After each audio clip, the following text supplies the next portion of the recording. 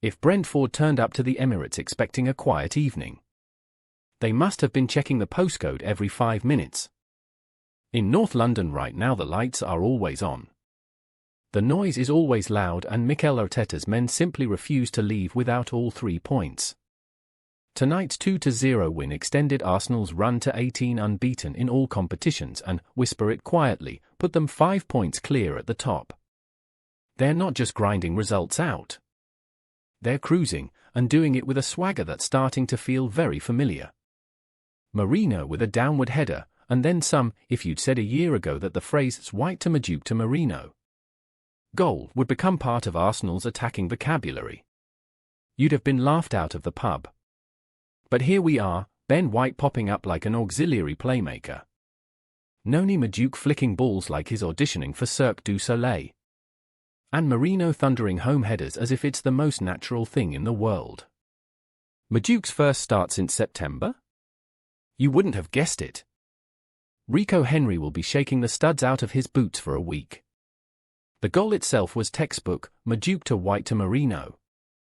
Header into the ground up and beyond Kelleher, who's probably still trying to work out which postcode that ball landed in. Goal no. 5 of the season for the Spaniard.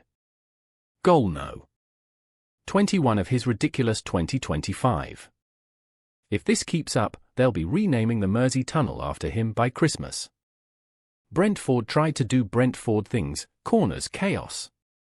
Aerial bombardments, but David Raya's reflexes were on loan from a pinball machine. One save from Kevin Shade was so good it should have come with its own tribute video. Everywhere you looked Arsenal were purring, Calafiori backheeling like a man angling for a statue. Martinelli leaning back just enough to look dangerous.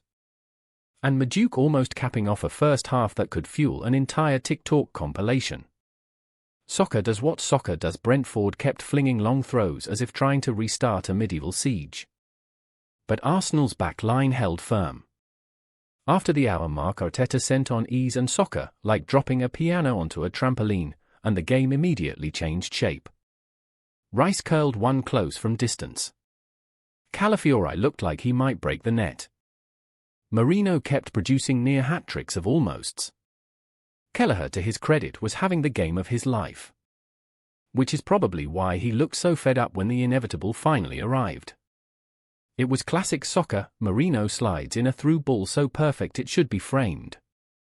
Soccer cuts inside onto that left foot. Kelleher might as well have been holding an umbrella. Ball. Top bin. Game over. Victory wrapped, point sealed, gap at the top maintained. N5 in full voice. What's coming up? Hope the lads pack their travel pillows. It's a busy week. Aston Villa, away, Saturday. December 6, 12:30 p.m, Club Brugge, away, Wednesday Champions League. Matchday 6-2 away days, 2 big atmospheres, 2 more chances to keep this unstoppable run rolling. The loose cannon verdict, Arsenal look confident. They look composed. They look ruthless. But most importantly, they look top of the league. And long may that continue.